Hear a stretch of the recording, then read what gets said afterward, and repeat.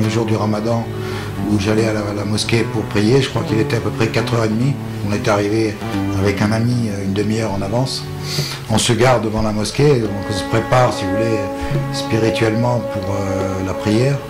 Surtout que je ne savais pas, on m'avait dit il y a beaucoup de prières, enfin tu verras, mais t'inquiète pas, ça va aller. Et donc je faisais attention, quoi, je réfléchissais, comment ça va se passer, mais enfin bon, vous savez, avec l'aide de Allah aujourd'hui, je sais que vous craignez rien. Et donc je garde la voiture, on s'apprête à partir, et brusquement je regarde le ciel, et qu'est-ce que je vois? Tenez-vous, des flocons de neige qui tombent exclusivement sur ma voiture.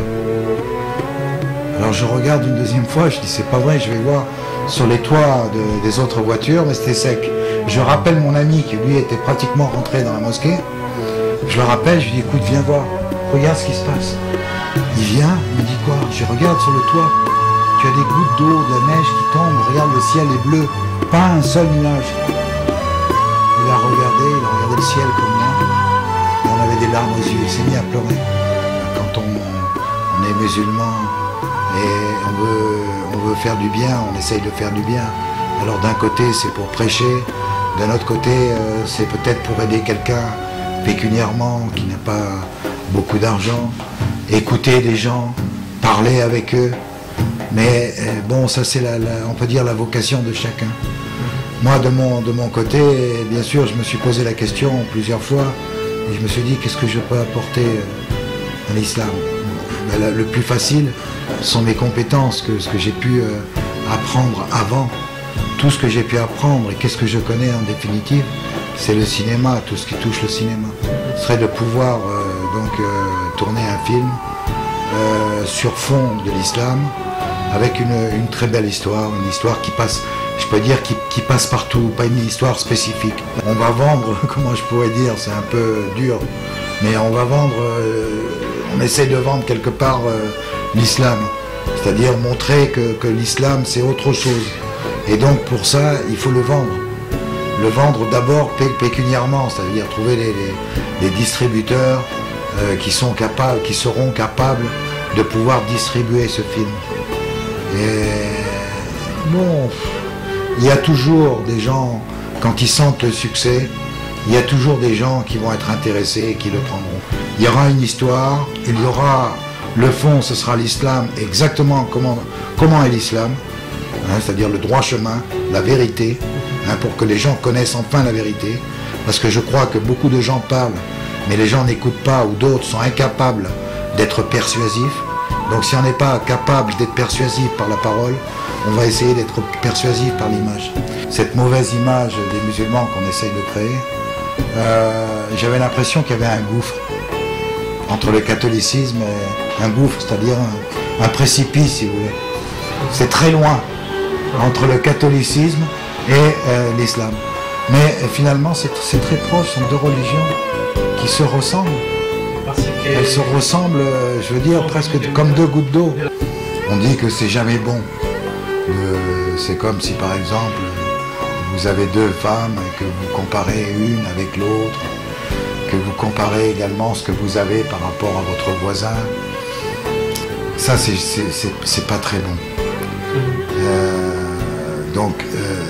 Mais je pourrais dire, j'allais dire, dans mon jeune temps, avec l'islam, c'est-à-dire 3 ans en arrière, je me rappelle d'une histoire, c'est que 2-3 jours après, j'ai passé toute la nuit avec la Bible, donc j'avais la Bible orthodoxe, la Bible catholique et le Coran en français bien sûr, et je faisais des comparaisons, je recherchais à droite et à gauche.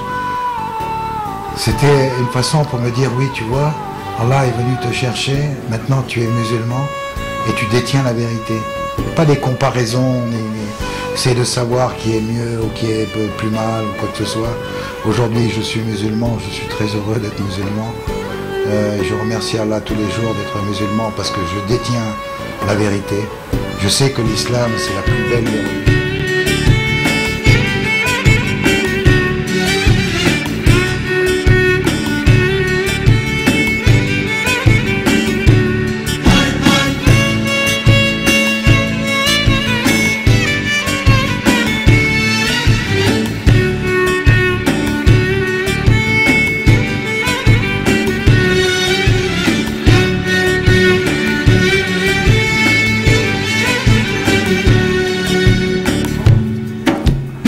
On dit que la prière est une obligation, bien sûr, mais quelle obligation merveilleuse.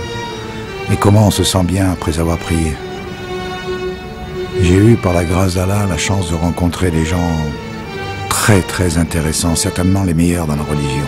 Vous voyez, ici, pas de banditisme, pas de vol. Ce n'est surtout pas l'image de la mauvaise propagande que l'on veut montrer de l'extérieur. Un oasis, sans remous, sans agressivité, l'islam vrai.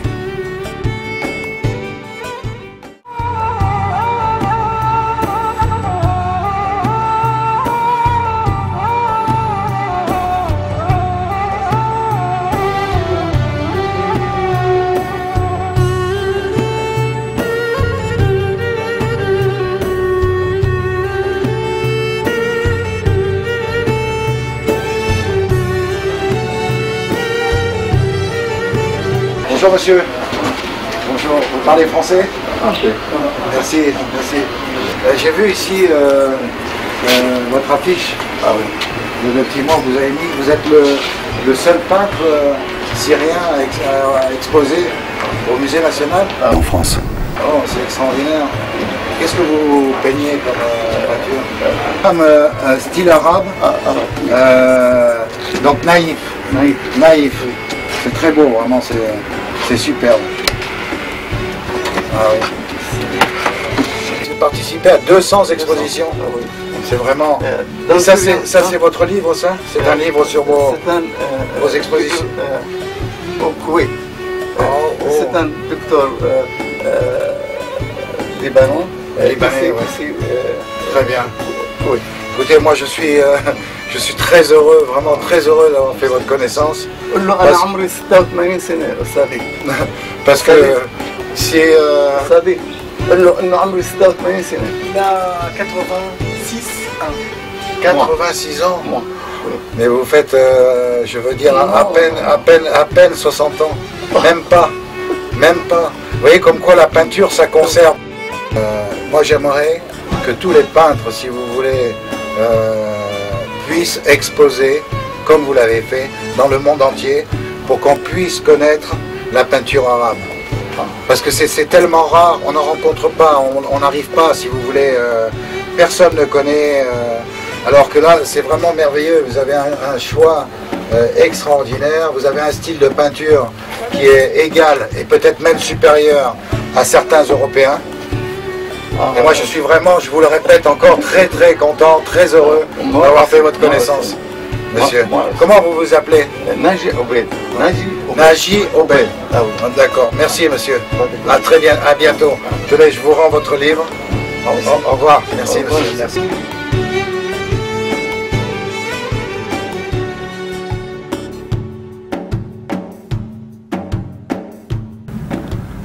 À ce moment, je pensais comment Allah m'avait guidé et comment je lui avais toujours fait confiance. Je m'étais intégré seul, petit à petit, sans difficulté. La vie est belle quand vous savez donner et recevoir.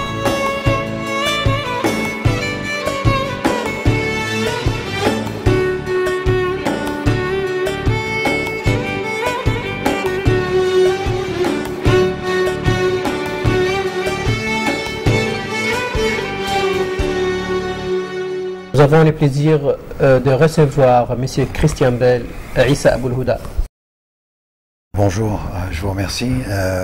Je suis venu dans cette bibliothèque pour prendre quelques informations au niveau de l'islam, informations complémentaires, car actuellement je suis en train d'écrire un livre et j'espère le transformer en scénario très bientôt. Merci.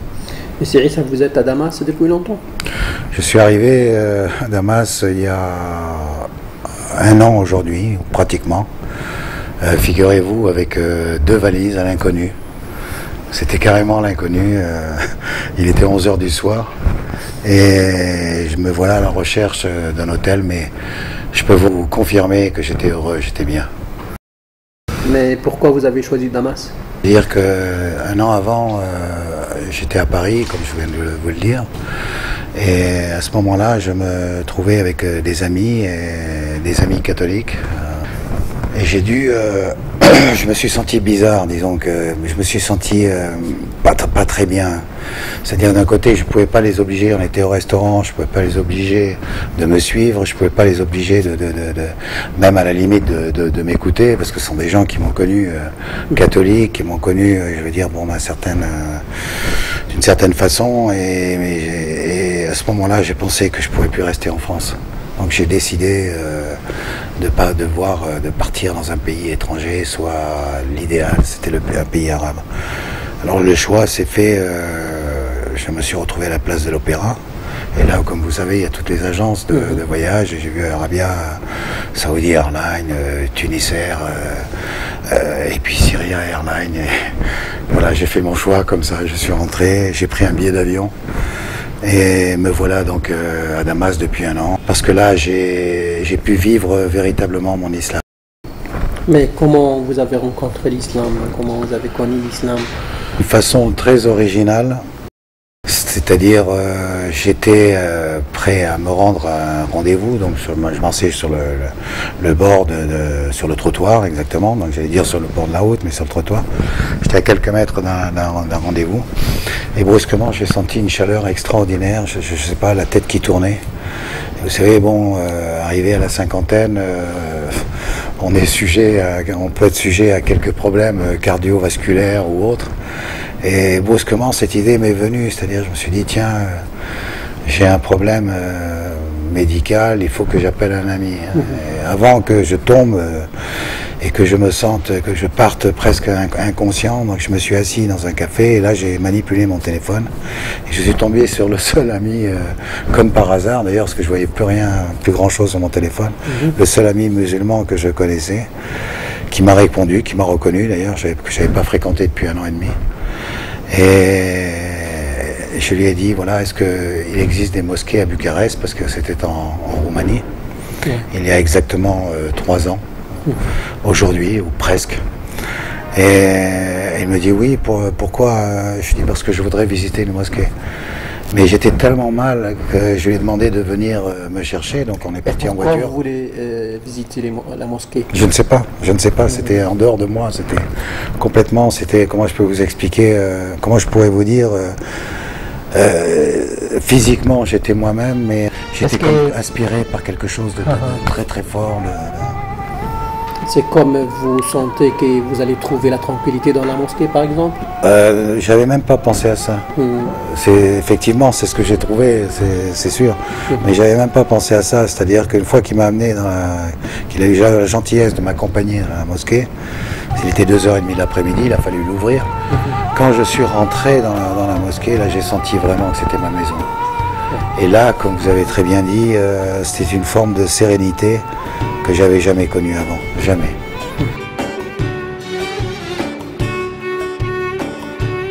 Jusqu'à maintenant, je vis tous les jours, si vous voulez, la même chose, la même force je veux dire, spirituelle. J'ai exactement la même force.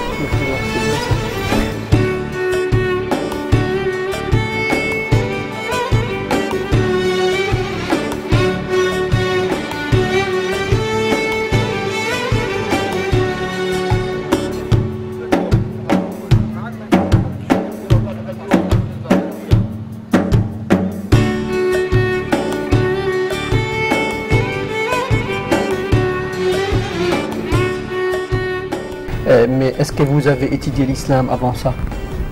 Non, rien. Non, rien. Moi, je suis producteur de films, metteur en scène, scénariste.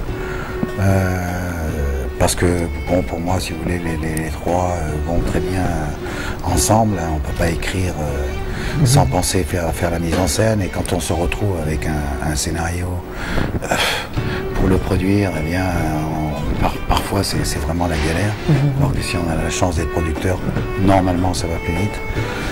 Donc moi, c'était ça ma vie. C'est-à-dire qu'au milieu du monde du cinéma, qui est un monde formidable, très, très plaisant, très agréable, mais je peux vous assurer qu'il n'a rien à voir avec l'islam. Surtout que, en plus, aujourd'hui je peux me permettre de le dire, mais quand vous avez des murales, malheureusement ils sont toujours les mauvais rôles. Et c'est très rare, si vous voulez, qu'on puisse voir des films arabes sur le marché occidental ou le marché américain. Ouais, c'est vrai. Donc j'étais très loin de l'islam, je n'avais jamais lu le Coran, j'avais jamais participé, si vous voulez, à quelques réunions, je n'étais jamais rentré dans une mosquée de ma vie. Ça veut dire que vous êtes choisi, vous êtes appelé par Allah. Vous voulez me dire que c'est un appel de Dieu, que Dieu est venu me chercher. Alors, dans les premiers moments de ma conversion, j'étais, si vous voulez, on peut dire complètement étouffé, mais sur le côté positif. Si vous voulez. C'est-à-dire que j'avais l'impression de connaître l'islam avant justement de faire ce que je fais aujourd'hui, c'est-à-dire consulter des livres, des recherches sur des hadiths, etc. Mais petit à petit, j'ai réalisé que à chaque fois que je faisais quelque chose, que j'allais quelque part, que je pensais à rencontrer un tel ou à parler de telle chose, que j'écrivais, que je voulais terminer par exemple un script, j'étais un peu comme guidé. Et ma vie a changé de telle façon qu'elle s'est dirigée sur quelque chose de, je dirais, hyper propre. Hyper facile et hyper propre, très, très facile. C'est-à-dire qu'avant elle était compliquée. On pense par exemple à mourir. Alors on dit oh attention, tu dois faire attention, tu dois pas prendre telle chose ou tu dois pas faire ça. Dans l'islam, petit à petit j'ai compris ça. Tout est naturel si vous voulez. Si on doit mourir, c'est Dieu qui le décide. Donc on ne pense pas à ça. On continue, on essaye de faire toujours le mieux. Toujours le mieux possible. Et aussi la vie qui nous attend, c'est beaucoup mieux que cette vie, alors on n'a pas de crainte de la mort. Voilà, c'est ça. Et quelqu'un me disait il n'y a pas longtemps, il disait c'était un juif qui a rencontré un cher. et ce cher était très riche. Et ce cher lui a dit voilà, tu sais, pour nous les musulmans, la vie sur terre c'est une prison. Et le paradis, c'est la délivrance. Et le juif lui dit, mais comment, regarde, toi, tu es très, très, très riche, mais c'est une prison formidable que tu as. Il dit, mais imagine que je suis en prison aujourd'hui. Alors imagine ce que sera le paradis pour moi. Oh là là, c'est très fort. Et alors, donc, pour nous, les musulmans, il est évident que le paradis, c'est notre but. Hein. La terre, c'est simplement, sur terre, c'est simplement travailler pour être le mieux au paradis. C'est un chemin qui nous mène au paradis.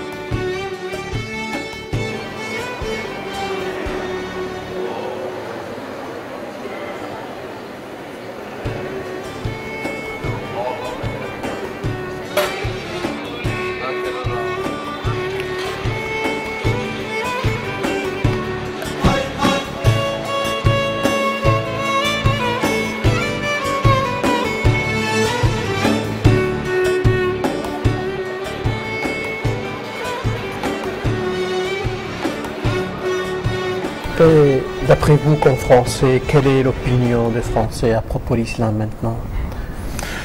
Je pense que l'opinion, c'est une très bonne question que vous me posez là. Je pense que l'opinion, si vous voulez, aujourd'hui, des Français, je dirais bien sûr non musulmans, par rapport à l'islam est meilleure. Est meilleure qu'il y a 3 ans avec, bien sûr on ne va pas revenir sur cette question du 11 septembre et tout ça, c'est déjà du passé. Mais il y a eu une forme de manipulation autour de ce 11 septembre et ce qui a créé une image très mauvaise des musulmans en général dans le monde et surtout en France. Et donc elle est meilleure. Mais ça ne veut pas dire que parce qu'elle est meilleure, elle est bonne. Je pense que il y a énormément de musulmans qui devraient se remettre en question parce que certains ne portent malheureusement que le nom. J'ai eu cette malheureuse surprise de rencontrer mes frères musulmans à Paris et là de voir beaucoup dans la débauche, je dirais des situations vraiment déplorables. Alors je suis confiant parce que je sais pertinemment aujourd'hui que chaque musulman a à l'intérieur un peu comme une petite graine. Et que cette graine, à n'importe quel moment, elle peut germer. Le problème, c'est que en France, je crois et j'en suis sûr, nous n'avons pas assez de gens compétents pour pouvoir instruire l'islam. C'est-à-dire que souvent, il y a un peu de tout, un peu n'importe quoi. Chacun raconte un petit peu sa sauce. Et quand on arrive, quand on voit par exemple ici à Damas, que j'ai eu la chance de rencontrer certains chers éminents, reconnus dans le monde entier, c'est-à-dire des savants comme nous les appelons, je peux dire que certains musulmans qui se disent dirigeants en France sont loin d'être à la hauteur, très loin d'être à la hauteur. Donc ce qu'il faudrait faire, c'est que certaines personnes qui ont envie vraiment d'apprendre l'islam, se déplacent dans les pays arabes, on peut dire spécialisés aujourd'hui, dans des écoles compétentes, et pouvoir s'informer, s'instruire et après redivulguer l'instruction. Donc nous avons besoin de savants, de gens qui connaissent vraiment bien l'islam, c'est-à-dire l'interprétation réelle du Coran. Il y a un seul Coran dans le monde. Bien sûr. Donc il n'y a qu'une seule interprétation, il n'y en a pas 10 000. Sûrement. سبح لله ما في السماوات وما في الأرض وهو العزيز الحكيم. This is under testing. Yeah. Just about the testing now? Yeah, it needs about 3 months to be in the market. Inshallah, because it's song. Move to This one, Okay. two. What is this? Yeah, two. Yeah. Look, what's the meaning of this color? This is very important. This is the idea. Look. Look. This green mean gunna from your nose. Min diyarihim. The code. S. Under it there is dot that means salt, not S. Okay. Something close to S. Yeah. This is not Q. Ka. So, والصافات صفا صفا فالزاريات فالزاجرات زجرا فالتاليات ذكرا إن إلهكم لواحد رب السماوات والأرض. Look, blue here, that means you have to make tafkhim. Et vous ferez un très bon professeur aussi. Merci beaucoup, monsieur. Merci. Merci. This is translation for you. For me? Yeah. Merci. Merci beaucoup. Merci.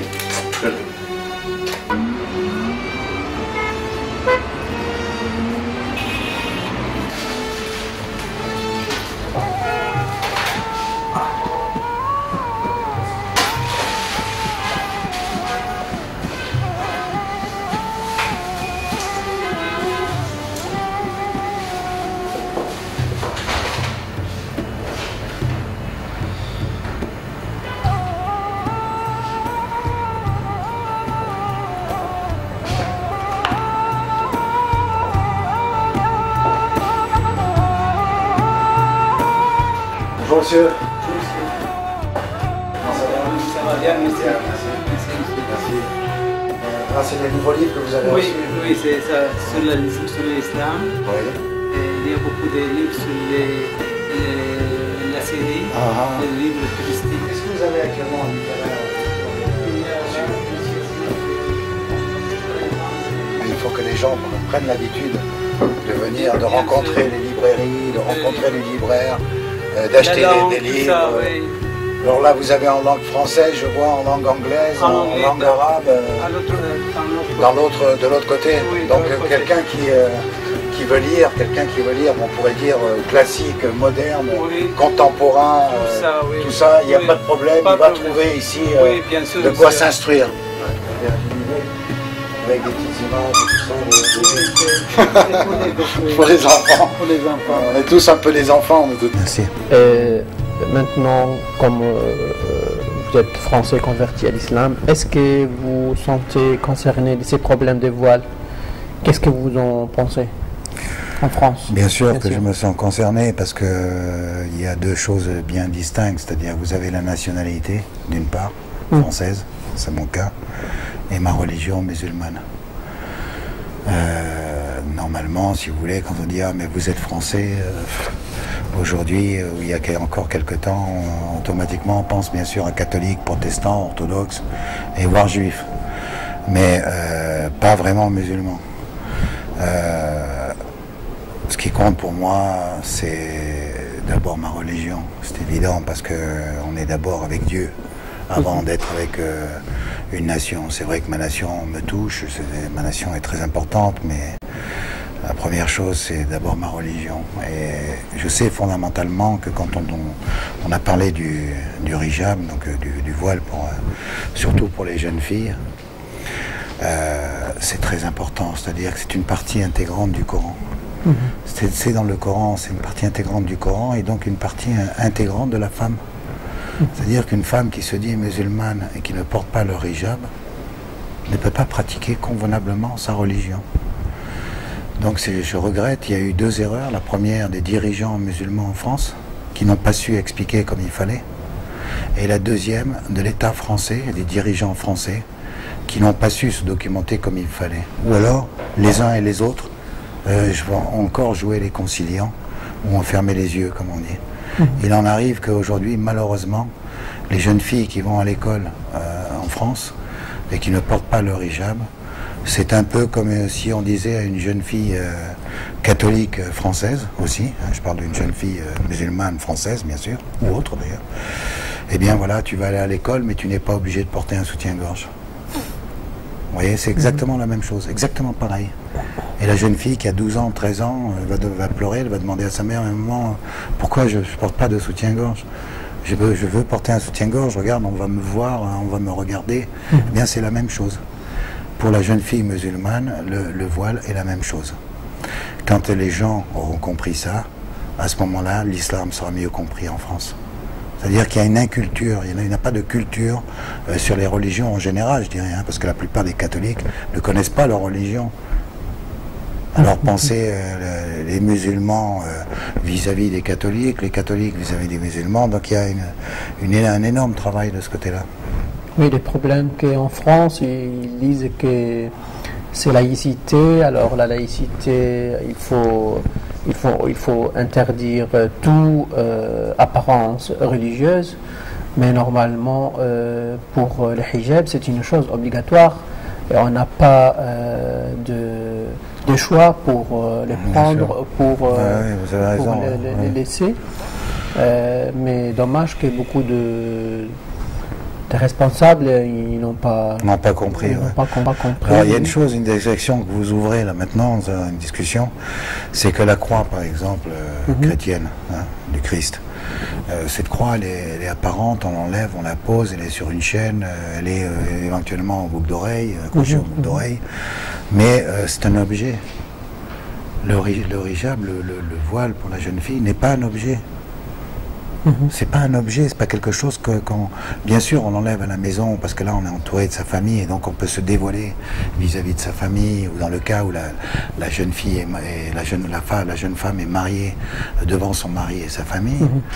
Mais c'est une partie intégrante du corps, comme je l'ai dit tout à l'heure. Or, les objets apparents, ce sont pas des parties intégrantes du corps.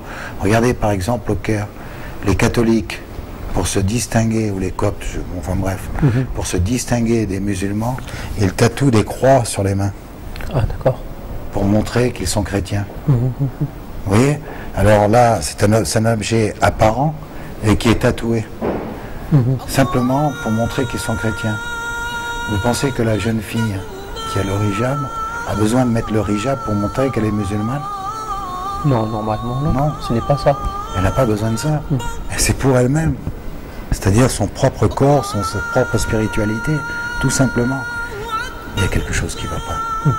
Distinguons la nationalité et la religion, s'il vous plaît. Avec 5 millions de musulmans, en France, on est à peu près à 10% sur la population, en gros, un petit peu moins, enfin bon, c'est à peu près ça, donc 10% de la population, c'est énorme, c'est beaucoup.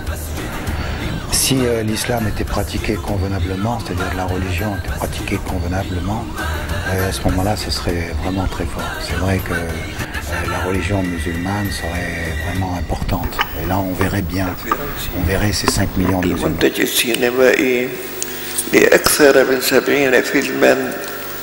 اعتنق الإسلام وأسمى نفسه عيسى فأسأل الله له التوفيق وأن يكون خير داع لكتاب الله عز وجل الذي يدعو إلى الإيمان برسالة إبراهيم وبرسالة موسى وبرسالة عيسى ورسالة محمد. C'est-à-dire pendant le Ramadan où c'est une grande fête.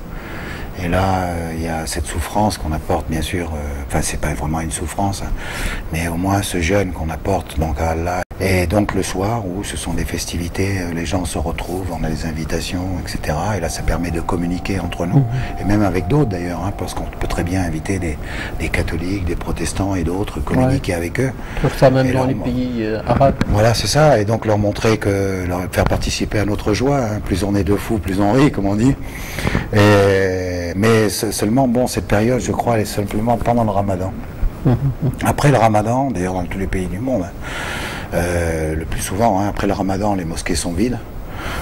On ne trouve plus personne. Et là, je fais un appel solennel pour que le jour où l'Aïd se termine, eh bien, que tout le monde continue à fréquenter les mosquées. Parce que ça, c'est aussi très important, parce que bon, c'est un peu comme si, je veux dire, on a une voiture, mais on ne met pas d'essence. Parce que la mosquée, c'est la base, je veux dire, aussi de notre religion, c'est la maison de Dieu, d'Allah. Et donc, nous devons les fréquenter. Pourquoi, justement, après le Ramadan, ça y est, nous avons servi, nous avons fait ce que nous avons à faire, et au revoir et merci? Non, non. J'ai fréquenté les mosquées à 5h de l'après-midi, Maghreb, et il n'y avait personne. Peut-être une ligne dans la grande mosquée à Paris, une seule ligne, même pas encore. Même pas une ligne. Alors où sont les gens? Que font les musulmans en France? Où sont-ils? Est-ce que vous pouvez m'expliquer, vous pouvez me dire où sont les musulmans en France? Où sont ces 5 millions? Je les cherche, je ne les trouve pas. Alors c'est vrai qu'il y a des gens compétents, bien sûr, il ne faut pas tout enlever. Il y a des gens hyper compétents, il y a des gens qui se battent justement pour expliquer ce que c'est que l'islam. Parce que quand on pratique l'islam, on n'a plus de problème. On est protégé, c'est fini, Dieu nous protège. C'est ça qu'ils ne comprennent pas. Alors ils pensent un coup avoir de l'argent, une autre fois avoir rencontré telle ou telle personne, avoir pu trouver un travail, mais c'est une erreur. Parce que tant qu'ils ne reviendront pas à leur religion, tant qu'ils ne pratiqueront pas leur religion, convenablement, il n'aura pas d'aide de Dieu, d'Allah. Alors qu'on n'aille pas me dire que là-bas, mettons à Paris, oh, on a des problèmes pour travailler parce qu'on est musulman, on ne peut pas faire la prière comme on veut. Non, quelqu'un qui veut, peut. À partir du moment où on désobéit à Dieu, parce que finalement c'est une désobéissance, pardon, à Dieu. On dit que pendant les 50 dernières années, Hollywood a produit 1000 films contre l'islam. Comme vous êtes producteur musulman, Surtout que vous êtes metteur en scène et scénariste.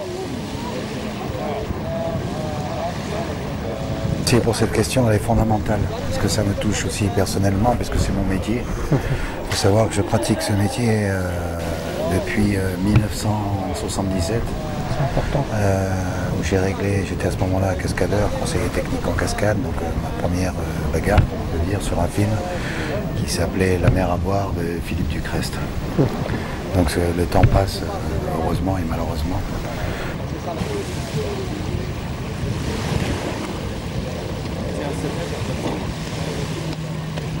Comme j'ai évoqué un tout petit peu auparavant, les musulmans ont toujours un mauvais rôle. Je ne sais pas pourquoi. Je ne sais pas pourquoi, parce que quand on pratique l'islam, on s'aperçoit que c'est tellement beau et c'est tellement pur. Et les médias veulent faire croire que ceux qui pratiquent l'islam sont mauvais. Alors que l'islam, c'est beau, c'est pur et c'est merveilleux. Donc, à partir de là, les musulmans qui jouent dans un film ne doivent plus avoir des rôles comme on donnait avant aux Noirs, comme les Américains donnaient aux Noirs. Vous savez, avant, le noir, la femme noire, c'était celle qui balayait, et le noir, c'était le voleur. Aujourd'hui, c'est les Américains ont donné aux musulmans les mauvais rôles. Alors, c'est une forme de psychologie, vous savez, en disant, vous voyez, celui-là, c'est le mauvais, et celui-là, c'est le bon. Bon, je crois qu'il faut arrêter ça. Il faut arrêter, il faut que les uns comprennent que c'est pas bien ce qu'ils font, ou s'ils comprennent pas, il faut leur faire comprendre, et que les autres, eux-mêmes, se mettent à produire des films compétitifs. Il ne faut pas croire que les jeunes musulmans d'aujourd'hui sont plus, j'allais dire un mot, excusez-moi, sont plus bêtes que les jeunes américains. Pourquoi? La cervelle est différente, le corps est différent, l'esprit est différent. Et donc par là, si vous permettez, ce que je veux dire, ces jeunes qui arrivent là maintenant vont être capables de produire, de mettre en scène et d'écrire, si vous voulez, des films à haut niveau et compétitifs, en montrant l'islam aussi comme elle est, comme je l'ai dit, c'est-à-dire quelque chose de beau, de pur, de sain et de propre. Moi, je m'attache personnellement à écrire actuellement donc un scénario, spécialement aussi pour montrer comment est l'islam. Je pourrais également vous parler un petit peu de ce que j'aime dans ma vie, si ça vous intéresse. Les musées, également certains parcs qui sont merveilleux, la peinture, la musique, les pièces, les objets d'art. Également parler un petit peu de projets de plus près de cinéma. Voilà. Et je termine un chapitre du script du scénario que je suis en train d'écrire. J'ai pas fini de ranger les tableaux. Donc ici vous avez par exemple deux arabes, le mur de Jérusalem, vous voyez, le mausolée ici. Donc c'est symbolique, hein. Tout ce que j'ai peint, c'est un symbole, ici une manifestation au Liban. Ici ça représente l'Irak avec le tank américain, I love Irak, ici. Quelqu'un qui rentre sur le champ, la mosquée derrière en feu. Voilà. Vous avez également ici, c'est l'annuaire du cinéma français. Vous voyez, je ne sais pas si vous voyez bien. Et celui-là date de 79. Je ne sais pas ce que je fais avec ici, mais enfin, ça a dû rester bloqué dans une valise. Et en 79, j'apparaissais à ce moment-là comme acteur et cascadeur.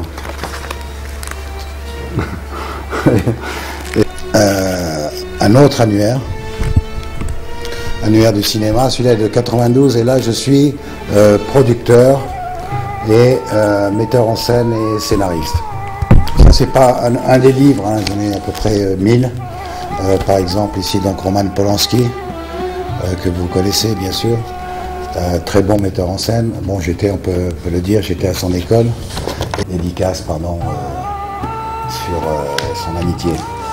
Anthony Quinn, Laurent Bacall et moi, bien sûr. Un des bureaux, donc, à l'île Saint-Louis, à Paris.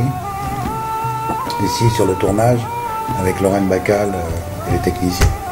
Ici, c'est un autre un prix que Anthony Quinn a gagné sur un des livres qu'il a écrit. Sa femme, Yolanda, Anthony Quinn et moi, donc, invités. C'est aucun rapport, mais C'est avec un des directeurs généraux de la Ligue islamique à la Mecque, en Galabia. Et ici, Samarcher Kaftaro, dont je vous ai parlé, le grand moufti de la Syrie. J'allais le visiter régulièrement donc, dans sa ferme. Comme vous savez, je suis musulman depuis 3 ans. Ma vie, comme je l'ai expliqué, a changé.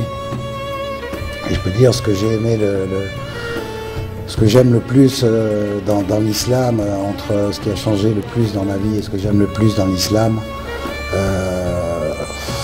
La première chose, bien sûr, c'est la Mecque, c'est-à-dire le pèlerinage. La mosquée, la Médina, le prophète Mohammed, que la paix soit avec lui, et ça, c'est en moi, quoi. J'ai eu la chance de pouvoir faire le pèlerinage et donc ça je vis avec. Quant au reste, bien sûr, des personnages très importants que j'ai rencontrés à Damas ou ailleurs. Un personnage clé, c'est Samarcher Kaftaro, qui est décédé il y a bientôt 1 mois. الفرصة لي لأتكلم في هذا الجمع الكريم سائرا الله أن يمده بتمام الصحة والعافية. Merci. Donc je remercie mon interprète. J'espère que j'ai confiance en lui pour que j'ai pu avoir donc une bonne traduction. Je vous remercie tous aussi d'avoir la gentillesse de m'écouter. Je remercie évidemment Sa Majesté Kaftaro, Ahmed Kaftaro. Et puis voilà, donc vous connaissez mon histoire. Salam alaikum.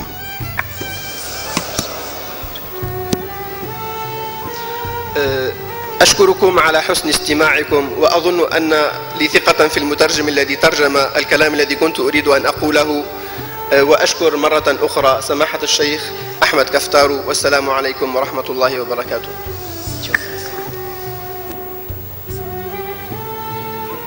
Un personnage fabuleux, peut-être le plus grand que j'ai rencontré dans l'islam. Je crois que la Syrie a perdu énormément et le monde musulman a perdu énormément avec lui. C'est un personnage, enfin, c'était pour moi comme un père spirituel. Je veux dire, chaque parole, j'avais l'impression qu'elle était guidée par Allah. Et pour le reste, bon, bien sûr, d'autres chers très connus, comme bon, bien sûr toute la famille Kaftaro, la famille Farfour et d'autres chers qui sont autour, qui forment toute une famille que j'aime beaucoup et qui sont responsables. J'ai eu la chance aussi de pouvoir mettre en scène plusieurs courts-métrages d'une chaîne de télévision musulmane. J'espère tout simplement que ça ne sera pas coupé, que ça restera comme je l'ai monté. Parce que là, il y a encore quelques idées qui malheureusement ne sont pas tout à fait comme il faudrait. Enfin, si ça reste comme je l'ai tourné, comme je l'ai voulu, donc des écoles coraniques, les enfants, beaucoup d'enfants, des gens qui chantent le Coran pendant qu'ils travaillent, c'est-à-dire n'importe quel métier, des gens sains, des gens propres. Il me reste encore à écrire aussi un livre et enfin bon, plein de projets. Donc à travers tout ça, comme cette émission, donc je vous remercie pour cette émission, cette interview, ça permet, je crois, si vous voulez, à être positif vis-à-vis de montrer que l'islam c'est autre chose. Si vous voulez, quelqu'un qui s'est converti, pardon, et donc qui a une image, je pourrais dire, fraîche de l'islam, et qui a connu ce que c'était que le catholicisme, puisque bon, toute ma famille était catholique, qui a fréquenté des juifs pratiquement toute sa vie, et donc il peut se permettre, je crois, d'avoir un avis, je veux dire, plutôt, je dirais, positif et intéressant. Comment on peut faire évoluer l'islam à travers les médias ou en général, après vous? Ouais, ça c'est notre problème. Alors déjà, comme je l'ai dit tout à l'heure, on a déjà effleuré un petit peu toutes ces questions et même un peu précisé. C'est-à-dire que si vous avez des musulmans qui se disent musulmans parce que le père, le grand-père est musulman et qui ne pratiquent pas la religion, mais si tu n'es pas pratiquant, tu n'es rien du tout. C'est vrai. Et dans le cas, maintenant on entend des musulmans qui disent moi je suis musulman, mais non pratiquant. Non, mais rêve. Si tu es musulman, tu pratiques, c'est un pilier, tu lis le Coran, c'est pas moi qui vais apprendre aux musulmans ce qu'il faut faire. Et sinon, si tu pratiques pas, tu n'es pas musulman. Donc tu rentres dans le lot des gens qui sont, on peut dire, finis, perdus. Mais chez nous, nous avons la différence, comme j'ai expliqué tout à l'heure, c'est-à-dire qu'il y a cette petite graine toujours. Un musulman, même s'il s'est égaré un peu, peut toujours revenir à la religion. Mais il y a un travail, si vous voulez, énorme à faire. C'est même pas un travail, parce que normalement, ça devrait être un plaisir. Et ça doit être un plaisir. Mais c'est énorme, parce que vous combattez, vous avez à vous battre, entre guillemets, avec les musulmans, qui ne sont pas les musulmans, ceux qui ne pratiquent pas. Donc il faut leur faire comprendre, de nouveau, s'il vous plaît, rentrer à la maison. Comme moi, quand je suis rentré la première fois dans la mosquée de ma vie, et j'ai dit, voilà, enfin j'ai trouvé ma maison. Parce que ça, c'est la maison. Rentrez à la maison, s'il vous plaît. Soyez bien, soyez heureux. Arrêtez de faire des trucs à droite et à gauche. Arrêtez de faire ça. Non. La deuxième chose contre les médias, c'est-à-dire les médias, vous avez des médias de tous les côtés, y compris même des médias arabes qui se disputent entre eux, qui tombent jamais d'accord. Regardez par exemple quand ils ont voulu faire la grande réunion à Tunis, combien de temps ça a duré et le résultat. Alors, il y a déjà une coordonnance, si vous voulez, entre les pays arabes. Et c'est possible. L'Europe existe aujourd'hui, peut-être pour les Juifs, pas pour les Arabes, mais l'Europe existe. Pourquoi pas une coordonnance, un pays arabe unifié? Pourquoi pas? Tout le monde y aura à gagner. La deuxième chose, au niveau des musulmans en France, c'est-à-dire les amener à prier, à casser ces médias, c'est avoir des dirigeants qui sont formés, comme je l'ai expliqué tout à l'heure, à l'étranger, et qui peuvent leur expliquer correctement ce que c'est que l'islam. La troisième chose, au niveau des médias, c'est-à-dire les autres médias qui viennent converger, et qui, les juifs, eux, mettent la main, je veux dire, dans tout ça, pour dénigrer les musulmans, pour amener faire croire que tout ce qui est musulman est mauvais, pour créer des émissions, un débat, si vous voulez, contre les musulmans.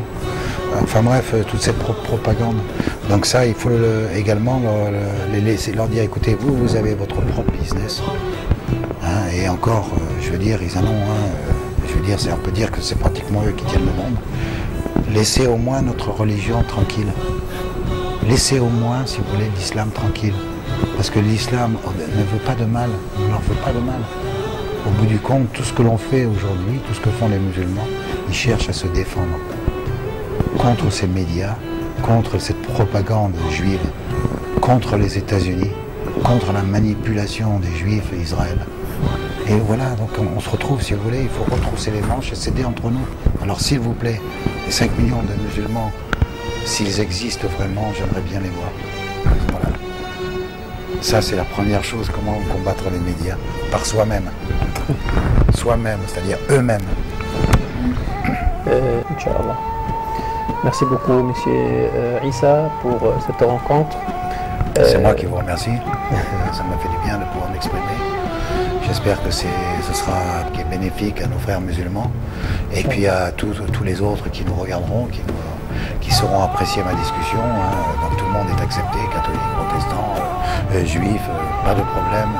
C'est ça le vrai musulman, il accepte tout le monde dans la discussion et donne le choix de s'exprimer.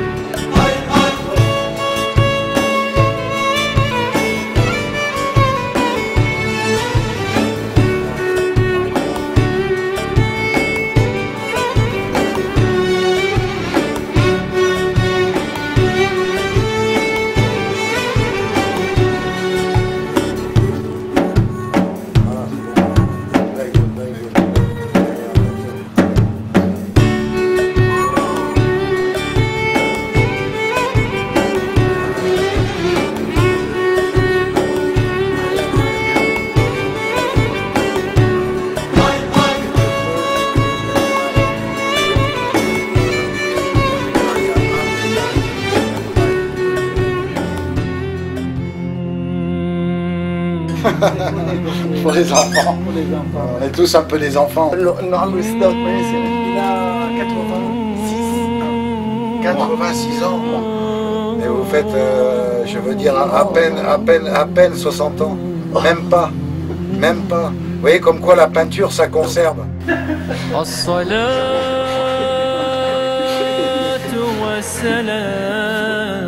Promis. Merci. Merci beaucoup. Merci. Merci. وأسأل الله له التوفيق وأن يكون خير داع لكتاب الله عز وجل.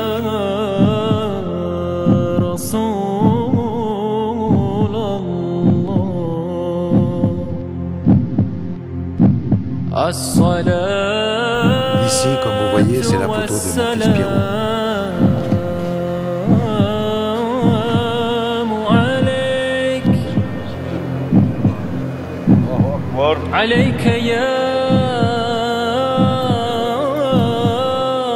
Aujourd'hui, je suis musulman, je suis très heureux d'être musulman.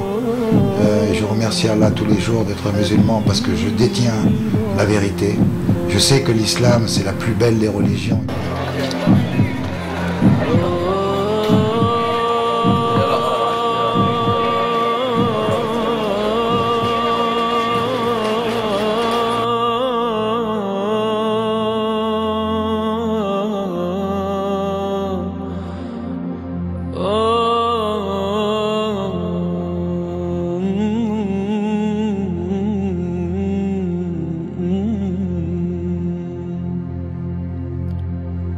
الصلاة